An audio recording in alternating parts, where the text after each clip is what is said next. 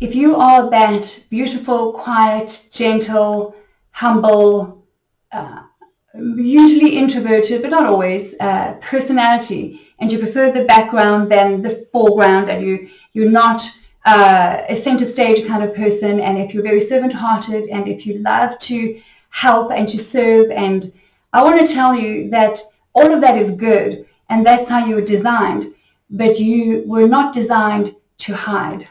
It's not your design. It's not what you were designed for at all. And most especially if you are a woman of faith, you only need to dive into the scriptures to find out just how purposefully you were made to shine. And I want to help you to understand that being humble and quiet and reserved and servant-hearted is not mutually exclusive to being bold and confident and beautiful.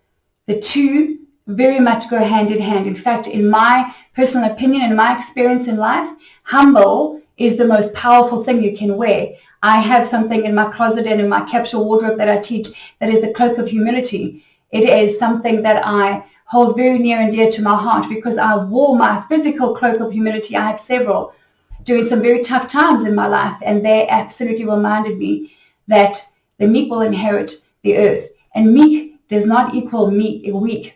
Meek is humble. Meek is very powerful, and meek understands people.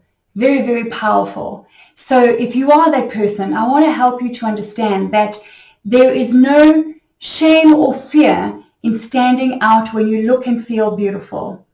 And in fact, I like to go a step forward and say when you stand out, you are just simply outstanding. It's just that simple.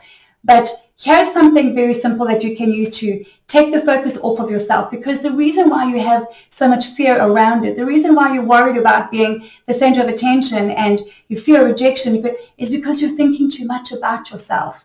And we all do that, right, from time to time. But here's how you remove that focus from yourself onto others, where you can get up, dress up, and be that bold light on a hill and bring your light to others, because that's what it's intended for. Because there are those out there in the dark who don't find a way forward. They're on medication, they're on antidepressants, they're suicidal, they're alone, they're lonely, and they're struggling.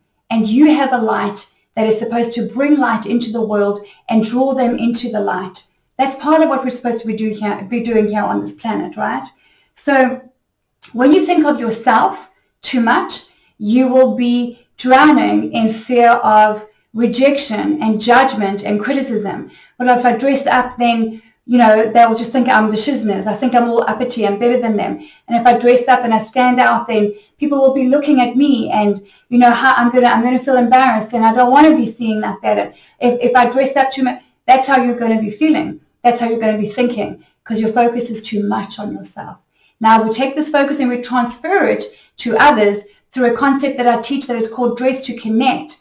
Now, when you get up, dress up, and you look good and you feel good, and you walk into a room, or you're at a party, or you're at the workplace, or at an event, and you are noticed because of how well put together you are, now you catch the eye and you catch the opportunity to edify and to connect, because fashion is a powerful connector, because we are all wired for color and for beauty and for visual presentation, every single human being on the planet.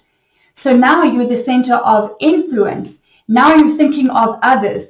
Now you're catching their eye because you've worked on the reasons and the pain and the shame and the fears that held you back before, because that's what we do in my coaching program as well, is because your beauty is connected at the very center of who you are. Your beauty, your confidence, your influence, we start here.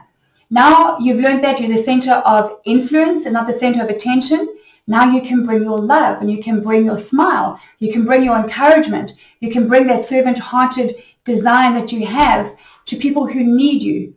You can't bring it over here because you're fearful of man and his judgment and his criticism and his opinion, so you rather dress down and blend into the background. But I've got news for you.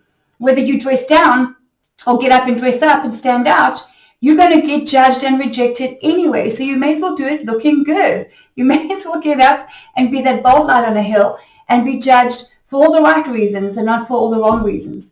People are going to judge you no matter where you go. It doesn't matter who you are, what you do, or how successful, or how much of a failure you are in life. And there is no such thing as a failure per se, as far as I'm concerned. There is just someone who's made a decision not to move forward, and they want to stay where they stay, and that's fine. That's their decision. I believe we were designed to grow and evolve and change and learn all the time, but everyone's different. But for you, don't let your gentle, beautiful heart tell you the lie that you're shy, because I believe that shy is a lie. The meaning of the word shy is to cover and to hide, and it is connected to shame. So if you're telling yourself that you're shy, I encourage you to ditch that, let it go completely, and decide that you want to be the center of influence, because that's when your light will shine. That's when you can attract others who need you, who need your love, who need your encouragement. If they cannot see you, they cannot find you. If they cannot find you, you cannot influence them, and you're back over here dressing down and blending into the background. So if that's you, and if you need help, I work with women like this all over the world every single day, and it's my privilege to do so. I don't have that kind of personality. I have other challenges.